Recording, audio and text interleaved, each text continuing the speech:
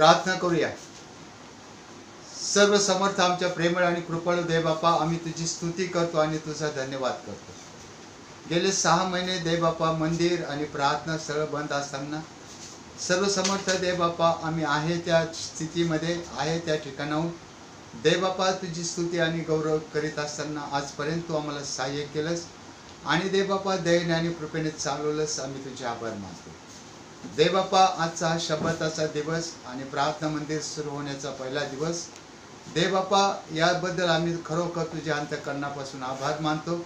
आणि यापुढे देव बापा ही प्रार्थना मंदिर सदैव अशी सुरू होऊन त्यामध्ये देव बापा तुझ्या भक्तांनी येऊन तुझी स्तुती आणि तुझं धन्यवाद करावा आणि त्या ठिकाणी असताना त्यांना आरोग्य मिळावं, त्यांचं संरक्षण व्हावं आणि देव बापा कोणतीही बाधा त्यांना होऊ नये अशासाठी देव बापा आजचा हा प्रार्थना मंदिर सुरू होण्याचा पहिला शब्दाद्वार आम्ही तुझ्या पायाशी समर्पित करतो आणि देव बापा या शब्दाद्वाराचं स्वागत करतो आणि देव बापा या शब्दाद्वारासाठी आम्ही तुझं देव बापा धन्यवाद करतो अशासाठी की पुन्हा एक वार आमच्या जीवनामध्ये ही संधी तू आम्हाला दिलेली आहेस म्हणून आम्ही तुझं गौरव करतो. प्रभू देवा, येशू दर्शन या मालिकेमधून जात असताना गेले अखंड 1.5 वर्ष देवा तू आम्हाला चालवलंस, सहाय्य केलंस, सामर्थ्य दिलंस. तुझं वचन ऐकण्यासाठी, त्यावर मनन आणि चिंतन करण्यासाठी तू आम्हाला बुद्धी आणि ज्ञान दिलंस आणि तुझ्या पवित्र आत्म्याचं मार्गदर्शन केलंस. याबद्दल आम्ही तुझे आभार मानतो.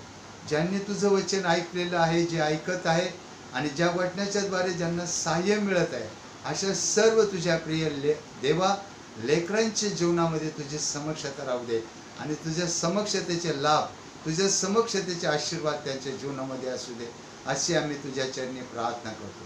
प्रभू, यापुढील सर्व वेळ आम्ही तुझ्या हाती देतो.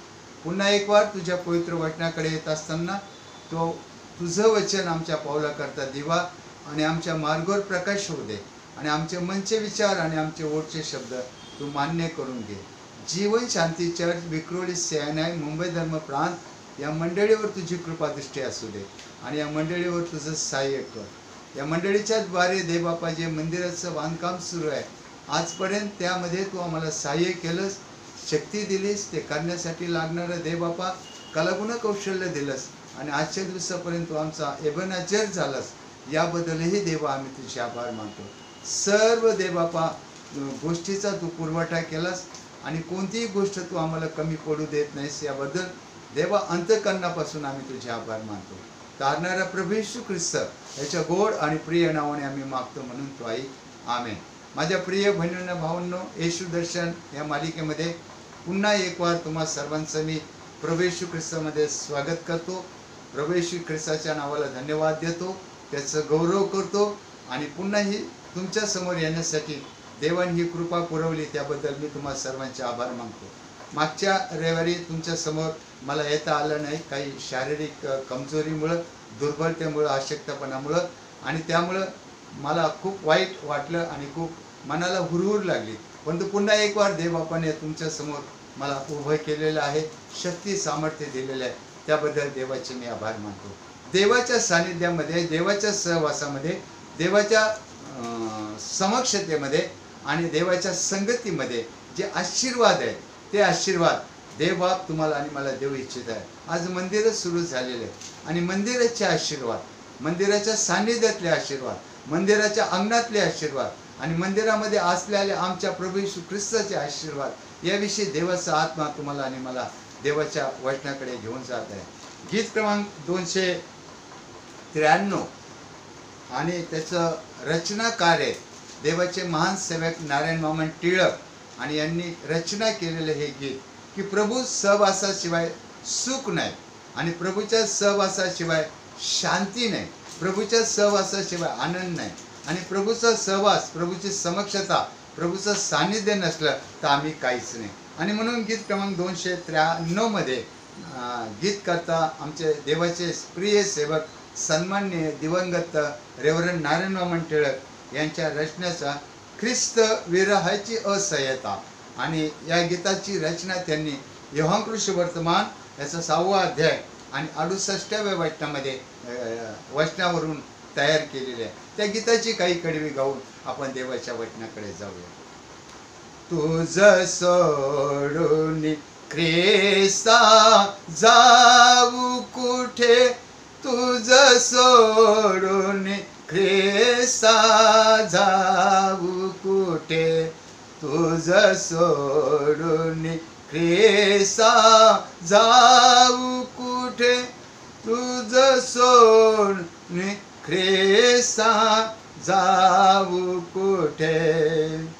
विरह तुझा रे नरक भयंकर, विरह तुझा रे नरक भयंकर, भासे प्रलया नल पेटे तुझ सोडून ख्रिस्ता, जाऊ कुठे तुझ सोडून ख्रिस्ता, जाऊ कुठे.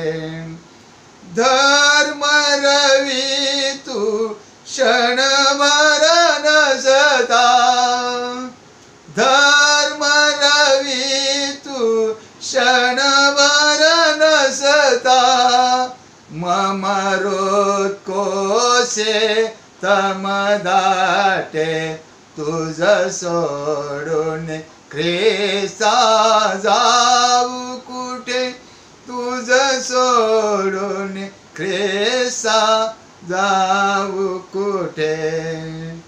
तुझ वाचुनिया मार्ग जगिया, तुझ वाचुनिया मार्ग जगिया, मज दिसते तू के खोटे तुझ सोडून ख्रिस्ता, जाऊ कुठे तुझ सोडून ख्रिस्ता, जाऊ कुठे.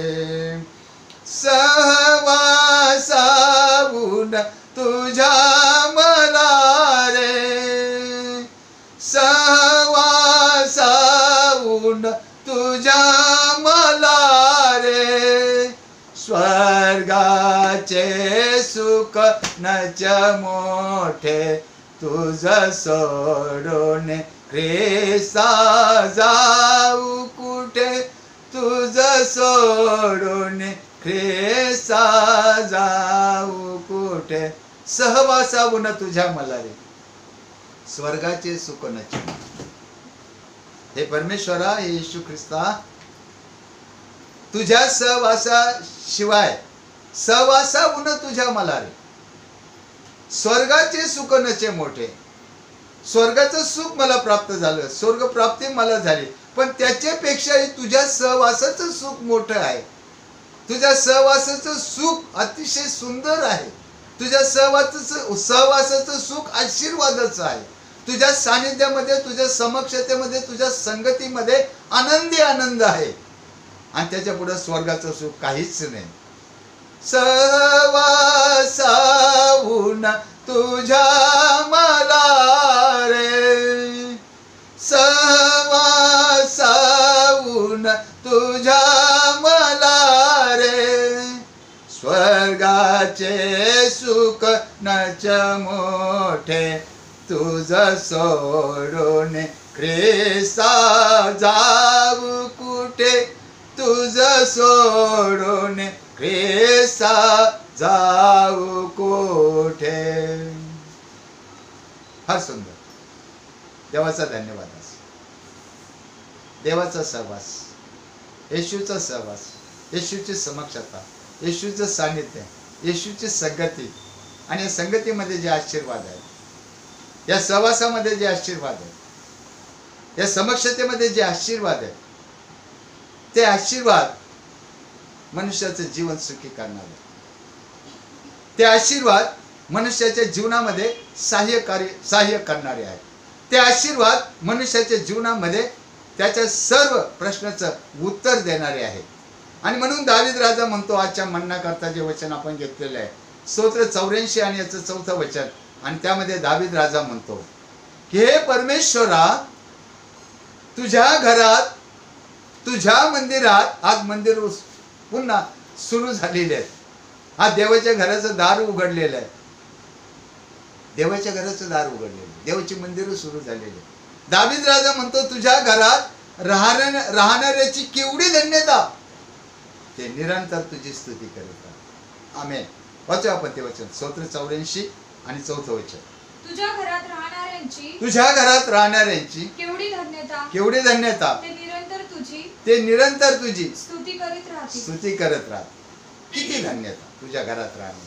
तुझ्या घरात, तुझ्या मंदिरात जे कोणी येतात, तुझ्या घरात जे कोणी येतात, तुझ्या मंदिराच्या अंगणात जे कोणी येतात, तुझ्या मंदिराच्या अंगणामध्ये जे कोणी येऊन तुझी स्तुती आणि तुझं धन्यवाद करतात, तुझी प्रार्थना करतात, तुझं गौरव करतात, तुझा महिमा गातात, त्या लोक किती धन्य आहेत. त्यांच्या जीवनामध्ये किती आशीर्वादाची रेलचेल त्यांना प्राप्त होते. आणि म्हणून दावीद राजा म्हणतो, हे परमेश्वरा, हे सेनाधीश देवा, तुझ्या घरात राहणाऱ्याची केवढी धन्यता आहे. देवाच्या घरात राहणं. माझ्या प्रिय बहिणींनो, 7 एप्रिल 2021 प्रार्थना मंदिर पुन्हा बंद करण्यात आले आणि 7 ऑक्टोबर 2021 ती पुन्हा सुरू झाली. 6 महिने आम्हाला मंदिरात जाता आलं नाही. तुम्हालाच काय महाराष्ट्रातील आणि भारतातील कोणत्याच माणसाला जाता आलं नाही. परंतु आज देवाने पुन्हा ती संधी दिली. देवाची ही इच्छा आहे की माझ्या लोकांनी माझ्या अंगणात असावं. देवाची ही इच्छा आहे की माझ्या लोकांनी माझ्या मंदिरात असावं. देवाची ही इच्छा आहे की माझ्या लोकांनी माझ्या सानिध्यात असावं. देवाची ही इच्छा आहे की माझ्या लोकांनी माझ्या समक्षतेमध्ये असावं. देवाची ही इच्छा आहे की माझ्या लोकांनी माझ्या सानिध्यात असावं. मंदिरातलं सानिध्य, मंदिरातली समक्षता, मंदिराचा सहवास हा देवाच्या विश्वासाच्या द्वारे देवाच्या जवळ तुम्हाला आणि मला नेणार आहे. आणि म्हणून दावीद राजा म्हणतो, तुझ्या घरात, तुझ्या मंदिरात राहणाऱ्याची केवढी धन्यता आहे. नारायण टिळक म्हणतात, समक्षता त्याची राखी शुद्ध याला आणि सदा शुद्धाला दूर ठेवी, सदा शुद्धाला दूर ठेवी. समक्षता त्याची राखी शुद्ध याला, या देहाला, पापी देहाला, मर्त्य देहाला, मातीच्या देहाला. समक्षता त्याची राखी शुद्ध याला, सदा शुद्धाला दूर ठेवी, सदा शुद्धाला दूर ठेवी, सदा शुद्धाला दूर ठेवी, सदा शुद्धाला दूर ठेवी. देवाची समक्षता, देवाचं सानिध्य, देवाचा सहवास आणि त्यापासून मिळणारे आशीर्वाद. येशू दर्शन या मालिकेमधून जात असताना माझ्या बहिणीने आणि भावांनी अगदी सोप्या पद्धतीने देव तुम्हाला आणि मला काय झालेले त्याचे आशीर्वाद मिळण्याचे मार्ग दाखवतात. आणि हे मार्ग कोणत्या मनुष्याच्या इच्छेने नाही, हे मार्ग कोणत्या मनुष्याच्या ज्ञानाने नाही, हे मार्ग कोणत्या मनुष्याच्या विद्वत्तेने नाही, हे मार्ग कोणत्या मनुष्याच्या हुशारीने आणि चातुर्याने आणि कल्पनेने नाही. हे मार्ग परमेश्वर तुम्हाला आणि मला अगदी सोप्या पद्धतीने येशू दर्शन मधून तुम्हाला आणि मला तो दाखवत आहे की या मार्गामध्ये आशीर्वाद, देवाच्या सानिध्यात आशीर्वाद, देवाच्या समक्षतेमध्ये आशीर्वाद. आणि म्हणून दावीद राजा म्हणतो, हे परमेश्वरा, तुझ्या घरात राहणाऱ्याची केवढी धन्यता, ते निरंतर तुझी स्तुती करत राहतील, तुझा धन्यवाद करत राहतील, आनंद करत राहतील, समाधान ते पावतील, त्यांच्या जीवनामध्ये सौख्य येईल, त्यांच्या जीवनामध्ये काय झालेलं आहे, त्यांच्या हातच्या कामाला यश येईल आणि बरकत येईल आणि त्यांच्या जीवनाचं सर्व प्रकारचं भय निघून जाईल. कारण एकच, what is the reason? Here is only one reason. काय रिझन आहे? की आम्ही देवाच्या समक्षतेमध्ये राहावं, ही देवाची इच्छा आहे आणि ते आशीर्वाद आम्ही मिळवून घ्यावे. आणि म्हणून दावीद राजा पुन्हा म्हणतो स्तोत्र 84 आणि 10व्या वचनामध्ये, स्तोत्र 84 आणि 10व्या वचनामध्ये, हे परमेश्वरा, तुझ्या अंगणातील एक दिवस हा मला 1000 दिवसापेक्षा उत्तम आहे. आमेन. वाचूया आपण स्तोत्र 84 आणि 10. खरोखर तुझ्या अंगणातील एक दिवस, हे परमेश्वरा, खरोखर तुझ्या अंगणातील एक दिवस हा सहस्र दिवसांपेक्षा उत्तम आहे. उत्तम आहे. दुष्टाईच्या तंबूत राहण्यापेक्षा माझ्या देवाच्या घराच्या द्वारपाल होणे मला इष्ट वाटतं. मला चांगलं वाटतं, मला आशीर्वादाचं वाटतं, मला भरभराटीचं वाटतं. तुझ्या अंगणातील एक दिवस हा सहस्र दिवसापेक्षा उत्तम आहे, आशीर्वादाचा आहे. दुष्टाईच्या तंबूत राहण्यापेक्षा, दुष्टाईच्या तंबूच्या द्वारपाल होण्यापेक्षा, दुष्टाईच्या अंगणात राहण्यापेक्षा, हे परमेश्वरा तुझ्या अंगणातील एक दिवस हा मला आशीर्वादाचा आहे. काय झालं, एक दिवशी सभास्थानामध्ये प्रभू येशू ख्रिस्त शिकवत होते. यहुदी धर्माच्या मंदिराची जी रचना आहे, मंदिर, सभास्थान, आणि त्या मंदिराच्या अंगणामध्ये, त्या मंदिराच्या पटांगणामध्ये ते सभास्थान आहे, आणि त्या सभास्थानामध्ये प्रभू येशू ख्रिस्त शिकवत आहे. आणि प्रभू येशू ख्रिस्त त्या ठिकाणी त्या अंगणामध्ये गेलेले आहेत, मंदिराच्या अंगणामध्ये, सभास्थानामध्ये. ते अंगणामध्ये सभास्थान आहे, आणि त्या मंदिराच्या अंगणामध्ये 18 वर्ष विकाराचा आत्मा लागलेली एक स्त्री तिथे आहे, आणि तिला कुबड आलेले आहे विकाराच्या आत्म्याने. How many years? 18 वर्ष. 18 वर्ष 18 वर्ष 18 वर्ष तो त्रास ती सहन करत आहे. 18 वर्ष त्या अशुद्ध आत्म्याने तिला धरलेला आहे. 18 वर्ष त्या अशुद्ध आत्म्याने तिला यातना वेदना दिलेल्या आहे. 18 वर्ष त्या अशुद्ध आत्म्याने तिच्या शरीरावर कब्जा केलेला आहे. 18 वर्ष अशुद्ध आत्म्याने तिच्या शरीरामध्ये ते कुबड ठेवलेलं आहे, आणि त्या कुबडामुळे तिला रोजचा व्यवहार करता येत नाही. त्या कुबडामुळे तिला चालता येत नाही. त्या कुबडामुळे तिला वागता येत नाही. त्या कुबडामुळे तिला बसता येत नाही. असंख्य तिने उपचार केलेले आहे, अनेक वैद्यांकडे ती गेलेली आहे, अनेक औषध उपचार तिने केलेले आहे, सर्व पैसा खर्च केलेला आहे, आणि ती कंगाल झालेली आहे. आणि सर्व संपल्यानंतर ती अनाथ होऊन देवाच्या अंगणामध्ये आली, आणि त्या ठिकाणी तिने आपली वस्ती केलेली, आणि त्या अंगणामध्ये ती झाड लोटाचं काम करत आहे, आणि त्या अंगणामध्ये ती बसून झाडू मारण्याचं काम करत आहे. ते याचकाच्या परवानगीने ती त्या ठिकाणी राहत आहे, आणि त्या ठिकाणी तिचं जीवन तसं आहे. आणि त्या जीवनामध्ये यातना आहेत, त्या जीवनामध्ये वेदना आहेत, त्या जीवनामध्ये निराशा आहे, त्या जीवनामध्ये कष्ट आहेत, त्या जीवनामध्ये अवघडपणा आहे. तिचं शरीर बांधलेलं आहे, आणि ते कुबड तिच्या पाठीवर आहे, आणि 18 वर्ष ते कुबड ती वागवत आहे. त्या कुबडाचं ओझं दिलेलं आहे. त्या कुबडामुळे तिला काही करता येत नाही. त्या कुबडामुळे तिचं शरीर फ्री मोकळं नाही, आणि ते कुबड घेऊन ती फिरत आहे. परंतु ती अंगणामध्ये आहे, ती देवाच्या समक्षतेमध्ये आहे, ती देवाच्या सानिध्यामध्ये आहे, ती देवाच्या संगतीमध्ये आहे, ती देवाच्या काय झालेल्या आहे त्या कृपेच्या अंगणामध्ये आहे. आणि येशू त्या ठिकाणी आलेले आहे, आणि त्या सभास्थानात ते शिकवत आहे. आणि शिकवत असताना ती त्या येशू ख्रिस्ताचं लक्ष तिच्याकडे गेलेलं आहे, आणि त्यांनी तिला बोलवलेलं आहे. वाचा आपण लूका वर्तमान याचा 13वा अध्याय 10, 11, 12, 13 ही 4 वचन. लूका वर्तमान याचा 13वा अध्याय 10, 11, 12, 13 एक वचन आपण वाचूया. तो शब्दात दिवशी एका सभास्थानात शिकवत असता तेव्हा पहा 18 वर्ष विकाराचा आत्मा लागलेली एक स्त्री तेथे होती. ती कुबडी असल्यामुळे तिला नीट उभा राहता येत नव्हते. येशूने तिला पाहून बोलावले व म्हटले, बाई तू आपल्या विकारापासून मुक्त झालेली आहेस.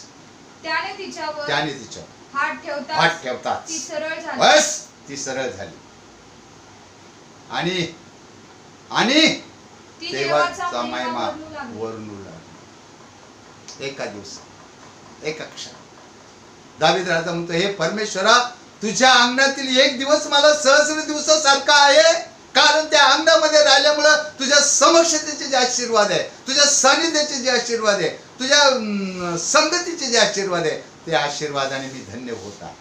ही कुबडी स्त्री त्या अंगणात होती, त्या पटांगणात होती, त्या ठिकाणी ते सभास्थान होतं.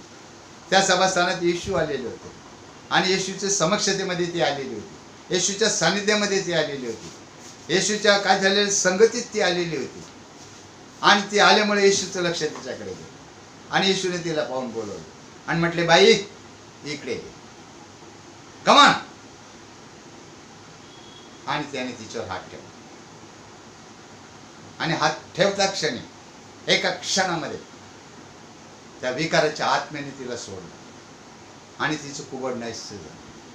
अद्भुत काम, अद्भुत चमत्कार, अशक्य गोष्ट जे 18 वर्षी कोणाला शक्य करता आले नाही, जे 18 वर्षी कोणतं औषध उपचार चालू शकलं नाही, जे 18 वर्षी अनेक पैसा खर्च करून त्या ठिकाणी तिला कोणताही फायदा झाला नाही, कोणताही मनुष्य ते कुबड काढू शकलं नाही, कोणताही वैद्य त्या कुबडावर औषध दिलं ते चालू शकलं नाही, ते कुबड तसंच होतं, तिचं शरीर बांधलेलं होतं, विकाराच्या आत्म्याने तिला झालं होतं, विकाराच्या आत्म्याने तिला बांधलेलं होतं आणि त्या कुबडाची यातना वेदना ते सहन करत होते. पण जेव्हा ते येशूच्या सानिध्यामध्ये आले, जेव्हा देवाच्या अंगणामध्ये आले, जेव्हा मंदिराच्या अंगणामध्ये ते आले, जेव्हा मंदिराच्या द्वाराजवळ ते आले, जेव्हा मंदिराच्या द्वाराजवळ ती होती आणि येशू त्या ठिकाणी होता आणि जेव्हा ते येशूच्या समक्षतेमध्ये आले, येशूने तिला पाहिलं आणि येशूने तिला बोलवलं आणि म्हटलं, बाई, तुझ्या विकारापासून तू मुक्त झालेली आहेस.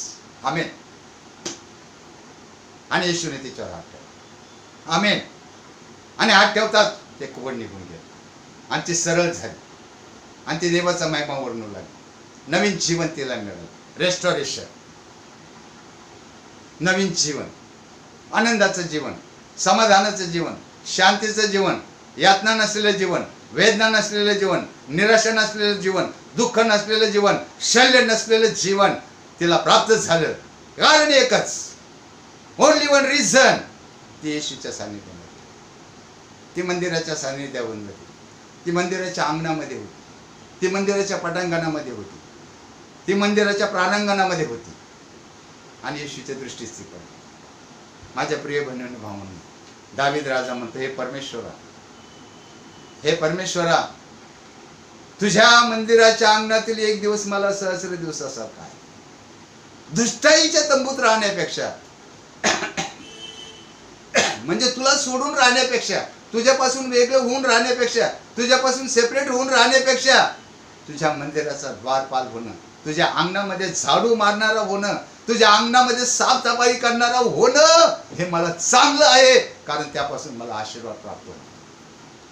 समक्षता त्याची राखी शुद्ध याला आणि सदा शुद्धाला दूर ठेवी, सदा शुद्धाला दूर ठेवी, सदा शुद्धाला दूर ठेवी, सदा शुद्धाला दूर ठेवी. देवाचा आशीर्वाद, त्याच्या अंगणातला आशीर्वाद. आज मंदिर चालू झालेलं आहे.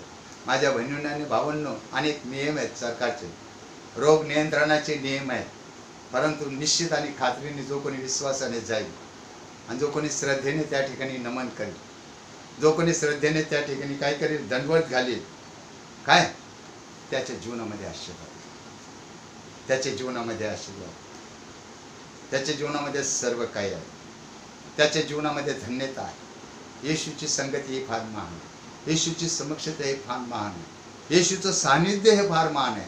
ते तुमच्या जीवनातील भय काढून टाकते, ते तुमच्या जीवनातील भीती काढून टाकते, ते तुम्हाला शुद्ध करते. पण विश्वासाने जो जायचा, येशूने त्याच्यावर हात ठेवला आणि ती सरळ झाली. चमत्कार, अद्भुत कृत्य. तुमच्या आणि माझ्या जीवनात जर चमत्कार व्हायचा असेल तर निश्चित सदैव नियमित देवाच्या अंगणात राहा, देवाच्या मंदिरात जा, देवाचं दर्शन घ्या, देवाच्या सानिध्यात राहा, देवाच्या संगतीत राहा, देवाच्या समक्षतेमध्ये राहा आणि देवाकडे मागा, विश्वासाने मागा. देवाच्या समक्षतेमधलं भय निघून जातं, निराशा निघून जाते, दुःखाची तीव्रता कमी होते, तुमचं सांत्वन होतं, तुमच्या जीवनातील क्लेशदायक गोष्टी, त्रासदायक गोष्टी निघून जातात आणि 18 वर्ष विकाराचा आत्मा जो कोणाला काढता आला नाही तो येशूला पाहतात पळून जातो. आलेलो आहे प्रयत्न. देवाच्या सानिध्य, येशूच्या सानिध्यातलं सामर्थ्य, येशूच्या सानिध्यातले आशीर्वाद, भीती निघून जाते.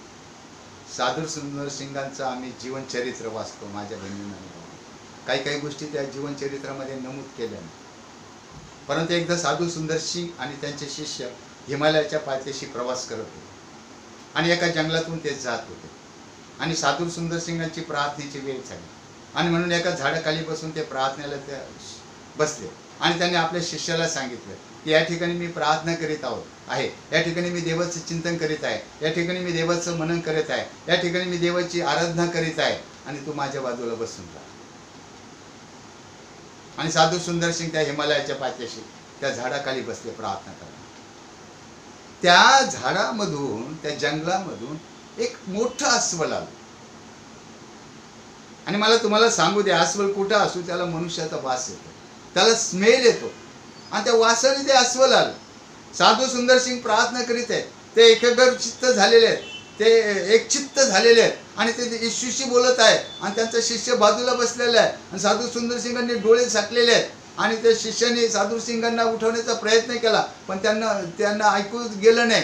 आणि तो शिष्य घाबरला आणि ते अस्वल जवळ येत आहे आणि ते अस्वल त्यांच्या दिशेने येत आहे. आणि शिष्याने साधू सुंदर सिंगाला आरोळी मारली की आता अस्वल येत आहे आणि ते तुम्हाला आणि मला फाडून खाईल, तुम्ही उठा आणि पळा. साधू सुंदर सिंगाला ऐकू येत नव्हतं. बहिरे होते ते नाही. जगातल्या सर्व गोष्टी ते विसरले होते. त्यांनी आपली जगातल्या गोष्टीकडे कान बंद केले होते, जगातल्या गोष्टीकडे डोळे बंद केले होते. डोळे बंद करून, कान बंद करून त्यांनी आपले नेत्र येशूकडे लावलेले होते, त्यांनी आपले कान येशूकडे लावलेले होते. ते येशूची स्तुती करत होते, ते येशूची प्रार्थना करत होते, ते येशूशी बोलत होते. आणि ते अस्वल आलं. साधू सुंदर सिंगाजवळ ते आलं. शिष्य झाडावर चढून बसला. त्याच्या साधू सुंदर सिंगाजवळ ते अस्वल आलं. त्या साधू सुंदर सिंगाचा वास त्याने घेतला, त्यांच्या बोटी चक्रा मारल्या. थोड्या वेळ ते तिथे बसलं आणि काही वेळाने निघून गेले, शांतपणे निघून गेले. साधू सुंदर सिंग प्रार्थना करायचे. ते ध्यानस्थ होते, ते एकाग्रचित्त होते, ते एकचित्त होते, ते येशूच्या सानिध्यात होते, ते येशूच्या समक्षतेमध्ये होते. येशू त्यांच्याबरोबर होता, ते येशू बरोबर होते आणि येशूच्या संगतीत होते. त्या अस्वल निघून गेल्यानंतर शिष्य आला. साधू सुंदर सिंगाची प्रार्थना संपली. माझ्या बहिणींनो आणि भावांनो, आणि त्या शिष्याला आश्चर्य वाटलं. साधू सुंदर सिंगांना माहित नाही. शिष्याने सांगितलं, गुरुजी, स्वामी, एक मोठं अस्वल आलं आणि ते तुमच्या आजूबाजूला गोल चक्रा मारून गेलं, तुमचा स्मेल त्याने घेतला, पण तुम्हाला काही त्यांनी केलं नाही. साधू सुंदर सिंग शांत बसले, काही उत्तर दिलं नाही. 1-2 मैल पुढे गेले. एक नदी आली आणि त्या नदीच्या झाडातून पुन्हा एक छोटंसं अस्वलाचं पिल्लू आलं. ते साधू सुंदर सिंगाने बघितलं आणि ते शिष्याला म्हटले, अरे पळ, अस्वल आलेला आहे, ते आपल्याला फाडून खाईल, आपल्याला कुठेतरी आश्रय केला पाहिजे, निवारा केला पाहिजे, कोणत्या तरी झाडावर चढलं पाहिजे. आणि त्या शिष्याच्या हाताला धरलं आणि त्या शिष्याला धरून साधू सुंदर सिंग पळत आहे. त्या अस्वलापासून लांब गेले, थोडे शांत झाले, अस्वल निघून गेलं. शिष्यांनी साधू सुंदर सिंगाला विचारलं, गुरुजी, सॉरी, एक प्रश्न विचारू का? म्हटलं, विचार लेकरा, विचार एक प्रश्न.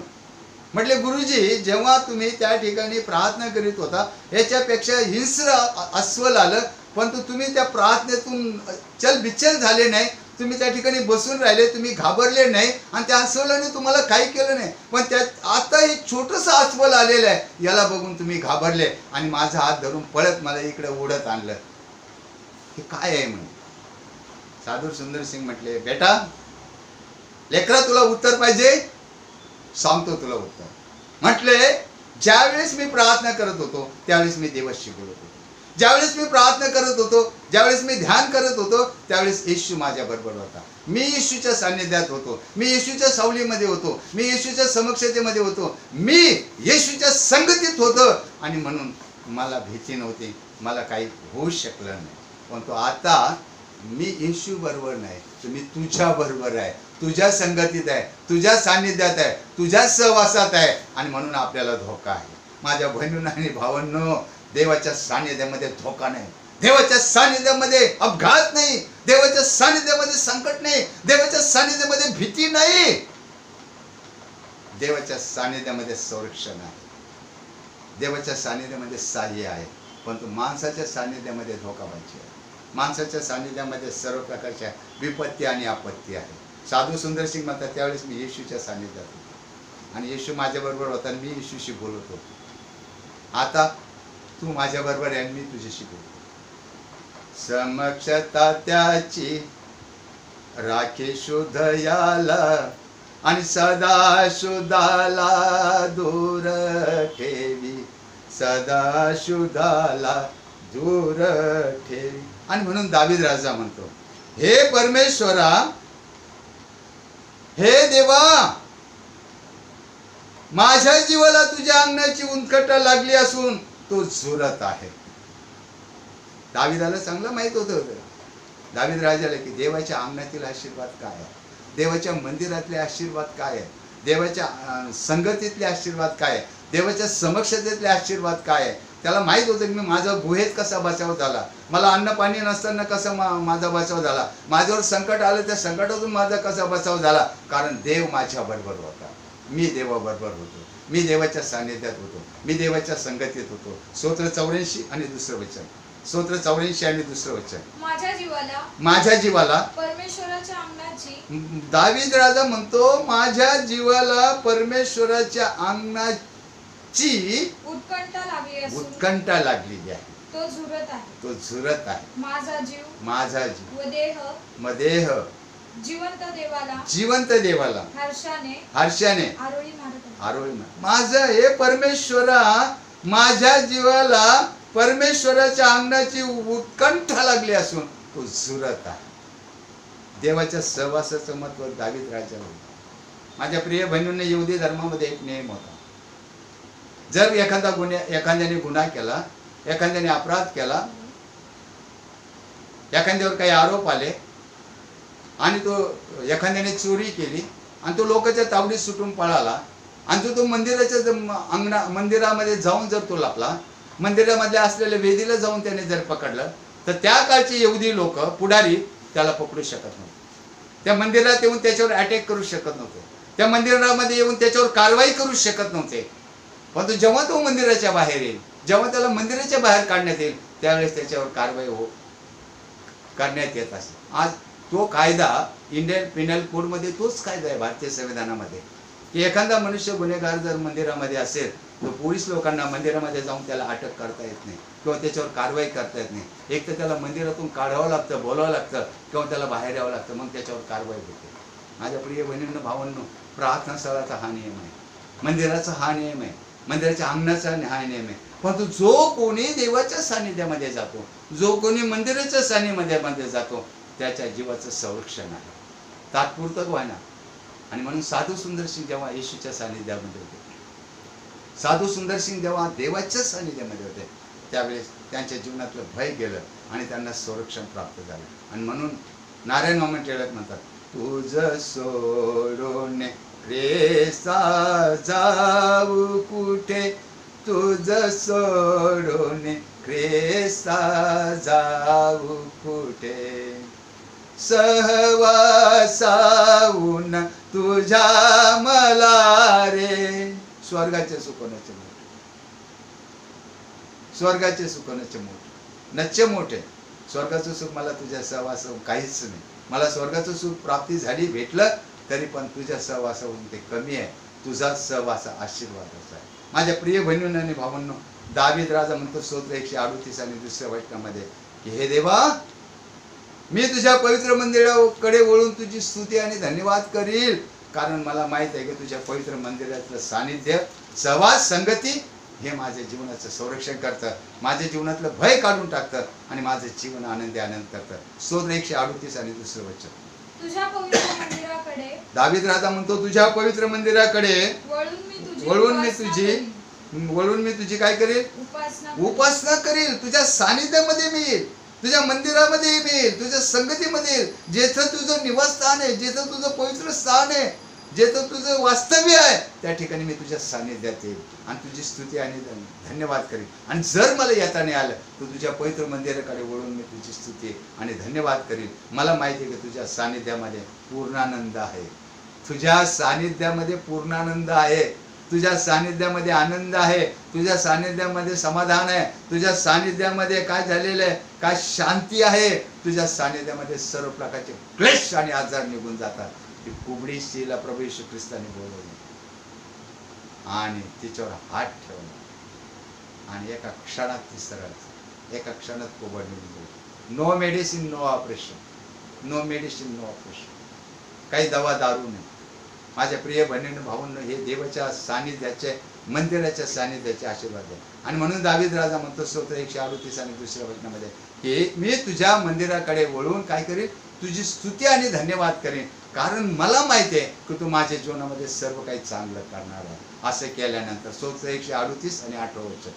स्तोत्र 138 आणि 8 वचन. परमेश्वर माझ्याविषयी काय म्हणतो दावीद राजा, जेव्हा मी तुझ्या मंदिराकडे वळून स्तुती करेल, मंदिरात येण्याचं तर सोडाच, मंदिराच्या अंगणात येण्याचं तर सोडा, पण नुसतं मंदिराकडे वळून मी तुझी स्तुती आणि धन्यवाद केला आणि तुझ्या सानिध्यामध्ये विश्वासाने आलो, तुझ्या संगतीत विश्वासाने आलो, तुझ्या समक्षतेमध्ये विश्वासाने आलो, तरी तू माझ्या जीवनातील सर्व गोष्टी काय करणार आहे, परिपूर्ण करणार आहे आणि चांगल्या करणार आहे. माझ्या जीवनातली अशांती काढून टाकशील, माझ्या जीवनातील दुःख काढून टाकतील, माझ्या जीवनातील क्लेश काढून टाकेल, माझ्या जीवनातील यातना वेदना काढून टाकशील. माझ्या जीवनातील ते कुबट ज्याचं बोझं मी वागवत आहे, 18 वर्ष त्या स्त्रीने वागवलं. आज आमच्या जीवनामध्ये अनेक कुबडे आहेत, अनेक प्रकारच्या कुबड्याने आम्ही बांधलेलो आहोत, वेढलेलो आहोत, जखडलेलो आहोत. व्यसनाचं कुबड, कर्जाचं कुबड, चिंतेचं कुबड, समस्येचं कुबड, प्रॉब्लेमचं कुबड, डिफिकल्टचं कुबड, निरनिराळ्या प्रकारचे कुबड तुमच्या आणि माझ्या जीवनामध्ये आहेत. आणि ते जर तुम्हाला आणि मला घालवायचे असेल तर माझे प्रिय बहिणी भावांनो, एकच शिष्य दर्शनमध्ये आज परमेश्वर तुम्हाला आणि मला सांगत आहे की तुम्ही त्याच्या सानिध्यात जा. चला आपण त्याच्या सानिध्यात जाऊ, चला आपण त्याच्या निवास मंडपामध्ये जाऊ. स्तोत्र 132 आणि 7 वचन.